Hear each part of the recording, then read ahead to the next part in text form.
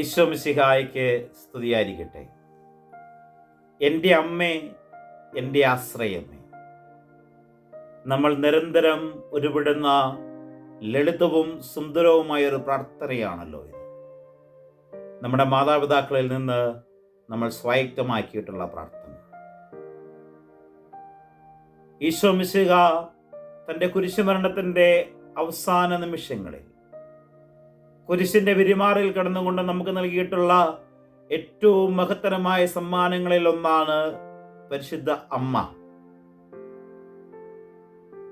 തൻ്റെ അമ്മയെ നമ്മുടെ അമ്മയായി അവിടെ നമുക്ക് നൽകി. മനുഷ്യബന്ധങ്ങളിൽ ഏറ്റവും വൈകാരികമായ ബന്ധങ്ങളിൽ ഒന്ന് അമ്മയും മക്കളും തമ്മിലുള്ള ബന്ധമാണല്ലോ. മക്കളുടെ ഏതൊരാവശ്യങ്ങളിലും മറ്റാരും ആവശ്യപ്പെടാതെ ഏറ്റവും ആത്മാർത്ഥതയോടെ ഉത്സാഹത്തോടെ മക്കൾക്ക് വേണ്ടി പ്രവർത്തിക്കുകയും അവർക്ക് വേണ്ടി സംസാരിക്കുകയും ചെയ്യുന്നത് അവരുടെ അമ്മയാണ്. ക്രിസ്ത്യാനികളായി നമുക്ക് അഭിമാനത്തോടെ സന്തോഷത്തോടെ പറയുവാനായിട്ട് സാധിക്കും, നമ്മുടെ ഈ ഭൂമിയിലെ അമ്മയോടൊപ്പം തന്നെ നമുക്ക് സ്വർഗത്തിലൊരു അമ്മയുണ്ട്. ആ അമ്മ എൻ്റെ അമ്മയും ഈശോയുടെ അമ്മയുമാണ്.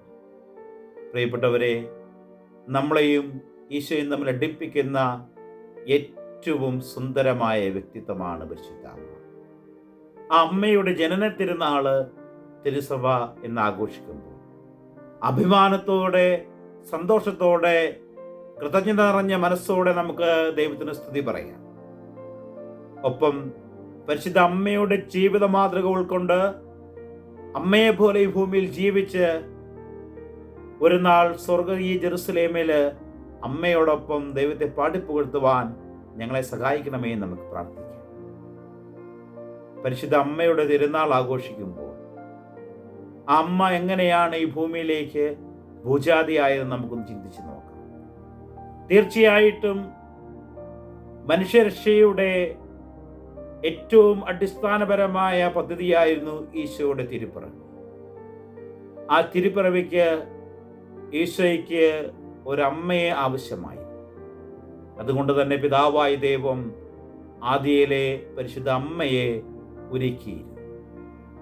പരിശുദ്ധ അമ്മയുടെ ജനനം നമുക്കറിയാം ഉത്ഭവമില്ലാതെയായിരുന്നു. കാരണം പാപമുള്ളിടത്ത് ദൈവം വസിക്കുന്നില്ല. തിരുസഭയിൽ 3 തിരുനാളുകളാണ് ജനന തിരുനാളായിട്ട് ആഘോഷിക്കുന്നത്.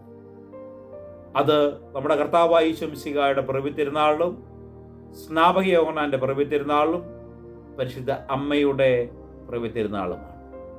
ഈ 3 വ്യക്തികളെയുമാണ് ദൈവം ഈ ഭൂമിയിൽ സൃഷ്ടിച്ചപ്പോൾ പാപമില്ലാതെ സൃഷ്ടിച്ചത്. അല്ലെങ്കിൽ ഈ 3 വ്യക്തികളുടെയും ജനനത്തില് പാപത്തിന് യാതൊരു ബന്ധങ്ങളുമില്ല എന്ന് നമുക്ക് പറയാം. പ്രിയപ്പെട്ടവരെ, പരിശുദ്ധ അമ്മ നമുക്ക് മാതൃകയായിട്ട് പ്രചോദനമായിട്ട് ബൈബിളിൽ ഉടനീളം നിറഞ്ഞു നിൽക്കുന്നൊരു വ്യക്തിയാണ്. ഞാൻ പറഞ്ഞു, പരിശുദ്ധ അമ്മയുടെ ജനനത്തില് ജന്മപാപത്തിന് സാധ്യതയില്ലായിരുന്നു, അല്ലെങ്കിൽ അതിന് സ്ഥാനമില്ലായിരുന്നു.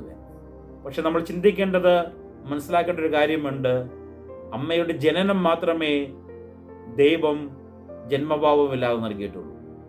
ഇനി അമ്മയുടെ ജനനം മുതൽ ഈ ഭൂമിയിൽ നിന്ന് സ്വർഗത്തിൽ എടുക്കപ്പെടുന്ന ആ ദിവസം വരെയുള്ള അമ്മയുടെ ജീവിതത്തിൽ പാപം ചെയ്യുവാനായിട്ട് ഒത്തിരിയേറെ സാധ്യതകളും സാഹചര്യങ്ങളും ഉണ്ടായിരുന്നു. പക്ഷേ തൻ്റെ ജനനത്തിന് ഒരു ഉത്തരവാദിത്വമുണ്ട്. തൻ്റെ ജീവിതത്തിന് ഒരു കടമ നിർവഹിക്കേണ്ടതുണ്ട്. തൻ്റെ പ്രവൃത്തികൾ അനേകം വ്യക്തികൾക്ക് മാതൃകയാകേണ്ടതാണെന്നുള്ള തിരിച്ചറിവ് അമ്മയ്ക്കുണ്ടായിരുന്നത് കൊണ്ട് ജീവിതത്തിൽ ഒരിക്കൽ പോലും പാപം ചെയ്യുവാനായിട്ട് അമ്മ തുനിഞ്ഞില്ല, അതിന് മനസ്സ് വെച്ചില്ല എന്നുള്ളത് ഏറ്റവും പ്രധാനപ്പെട്ട ഒരു കാര്യമാണ്. അങ്ങനെയാണെങ്കിൽ നമുക്ക് ചിന്തിക്കാം, മാമോദീസായിലൂടെ നമ്മുടെ ജീവിതത്തിലെ പാപത്തെ അല്ലെങ്കിൽ ജന്മപാപത്തെ, ഒറിജിനൽ സിന്നിനെ ദൈവം തുടച്ചു മാറ്റിയിട്ട് പരിശുദ്ധ അമ്മയെപ്പോലെ സ്നാപക യോഹന്നാനെ പോലെ പാപമില്ലാത്ത വ്യക്തികളായി നമ്മെ മാറ്റിയിട്ടുണ്ട്.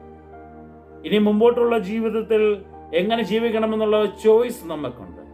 ആ ചോയ്സ് എടുത്തുകൊണ്ട് നന്മകൾ ചെയ്ത് തിന്മയെ ഉപേക്ഷിച്ച് ജീവിക്കുവാനായിട്ട് നമുക്ക് സാധിക്കട്ടെ.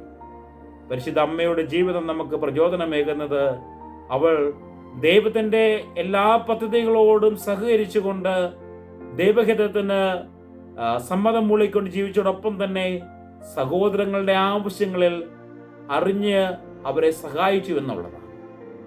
പ്രത്യേകിച്ച് നമുക്കറിയാം, അമ്മയുടെ ഇളയമ്മയായ എലീശ പുണ്യവതിക്ക് ഒരു ശുശ്രൂഷയുടെ ആവശ്യമുണ്ടെന്നറിഞ്ഞപ്പോൾ യൂദായുടെ മലഞ്ചെരുവിലൂടെ അവൾ തിടുക്കത്തിൽ പുറപ്പെട്ട് ചെന്ന് ഇളയമ്മയെ സന്ദർശിച്ച് അവൾക്ക് വേണ്ട സഹായം ചെയ്തു കൊടുത്തു എന്ന് നമ്മൾ വായിക്കുന്നു.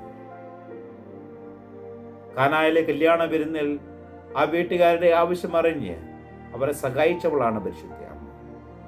ശിഷ്യന്മാരുടെ ജീവിതത്തിൽ പതർച്ചകളുണ്ടായപ്പോൾ, അവർ ഒറ്റപ്പെട്ടു പോയപ്പോൾ അവരെ കൂടെ കൂട്ടി നിർത്തിയവളാണ് പരിശുദ്ധ അമ്മ. കുരിശിൻ ചവിട്ടിൽ മറ്റ് ശിഷ്യന്മാരെല്ലാം ഓടി ഒളിച്ചപ്പോൾ ഈശോയുടെ ജീവിതത്തിനും മരണത്തിനും മൂകസാക്ഷിയായി നിന്നവളാണ് പരിശുദ്ധ അമ്മ. ഈശോയുടെ മരണത്തിനും ഉത്ഥാനത്തിനും അതോടൊപ്പം തന്നെ പെന്തക്കോസ്ത തിരുനാൾ വരെയുള്ള ഒരുക്ക സമയത്തുമെല്ലാം ശിഷ്യന്മാരെ സഹിയോൻ മാളികയിൽ ചേർത്ത് നിർത്തി അവരുടെ കൂടെ ഇരുന്ന് പ്രാർത്ഥിച്ചവളാണ് പരിശുദ്ധ. ഈ പരിശുദ്ധ അമ്മയെ എൻ്റെയും നിങ്ങളുടെ അമ്മയുമായി സഭ നൽകിയിരിക്കുമ്പോൾ, ഈശോ നൽകിയിരിക്കുമ്പോൾ, ആ അമ്മയെ ചേർത്ത് നിർത്തുവാനും അമ്മയുടെ ജീവിതത്തെ മാതൃകയാക്കുവാനും നമുക്ക് സാധിക്കട്ടെ. ഈ ഞായറാഴ്ചത്തെ സുവിശേഷമായി തിരുസഭ നമുക്ക് നൽകിയിരിക്കുന്നത് വിശുദ്ധ മത്തായിയുടെ സുവിശേഷം 1-ാം അധ്യായം 1 മുതലുള്ള തിരുവചനങ്ങളാണ്. അവിടെ ഈശോയുടെ വംശാവലിയാണ് നമ്മൾ കാണുന്നത്. ഈശോയുടെ വംശാവലിയിൽ ഒറ്റയടിക്ക് നമ്മളത് വായിച്ചു നോക്കുമ്പോൾ ഏറെക്കുറെ കുറച്ച് പേരുകൾ മാത്രം നമ്മൾ കാണുകയാണ്. എന്നാൽ ആ വംശാവലി നമുക്ക് നൽകുന്ന ഒത്തിരിയേറെ നല്ല സന്ദേശങ്ങളാണ്.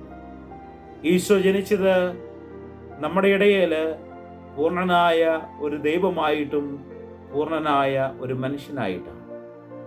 മനുഷ്യരുടെ ഇടയിൽ ഈശോ ജനിക്കുമ്പോൾ പിതാവായ ദൈവം ആദ്യം മുതൽ നൽകിയിട്ടുള്ള വാഗ്ദാനങ്ങൾ അനുസരിച്ചാണ് ഈശോ ജനിച്ചതെന്ന് ഈ വംശാവലി നമ്മളെ പഠിപ്പിക്കുന്നു.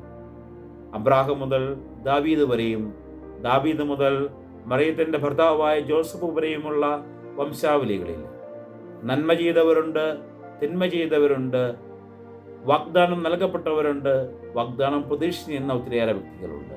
ഇവരുടെ ഇടയിലേക്ക് നമ്മുടെ രക്ഷകനായി ഈശോ വന്ന് പറന്നുവെങ്കിൽ, നമ്മളെയെല്ലാം രക്ഷിക്കുവാനായിട്ട് അവിടുന്ന് പരിശുദ്ധ അമ്മയുടെ മകനായി ഭൂമിയിലേക്ക് ജനിച്ചുവെങ്കിൽ, ഈശോയെ പോലെ നന്മ ചെയ്യുന്ന വ്യക്തികളായി മാറുവാനായിട്ട് പരിശുദ്ധ അമ്മ ഈ തിരുനാൾ ദിവസത്തിൽ നമ്മളോട് വാഗ്ദാനം ചെയ്യുകയാണ്, നമ്മളോട് ആവശ്യപ്പെടുകയാണ്. പരിശുദ്ധ അമ്മയുടെ മാധ്യസ്ഥം തേടിക്കൊണ്ട് പരിശുദ്ധ അമ്മ ഈശോയ്ക്ക് തിരുക്കുടുംബത്തിൽ വെച്ച് നല്ല കാര്യങ്ങൾ പറഞ്ഞു തന്നതുപോലെ നമ്മുടെ ജീവിതത്തിലേക്ക് നല്ല കാര്യങ്ങൾ പറഞ്ഞു തരണമെന്ന് നമുക്ക് പ്രാർത്ഥിക്കാം. കൂടുതൽ സന്തോഷത്തോടെ സമാധാനത്തോടെ ജീവിക്കുവാനായിട്ട് പരിശുദ്ധ അമ്മയുടെ ജന്മതിരുനാൾ നമ്മെ സഹായിക്കട്ടെ.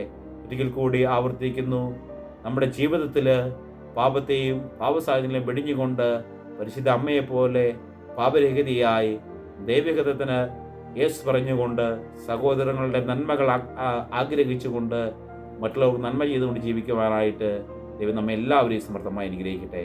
നമ്മുടെ കർത്താവായ ശംശിയുടെ കൃപയും പിതാവായ ദൈവത്തിൻ്റെ സ്നേഹവും വിശുദ്ധാത്മാവിൻ്റെ സഹവാസവും നമ്മെല്ലാവരും കൂടെ ഉണ്ടായിരിക്കട്ടെ, എപ്പോഴും എപ്പോഴും എന്നേക്കും. ആമേൻ.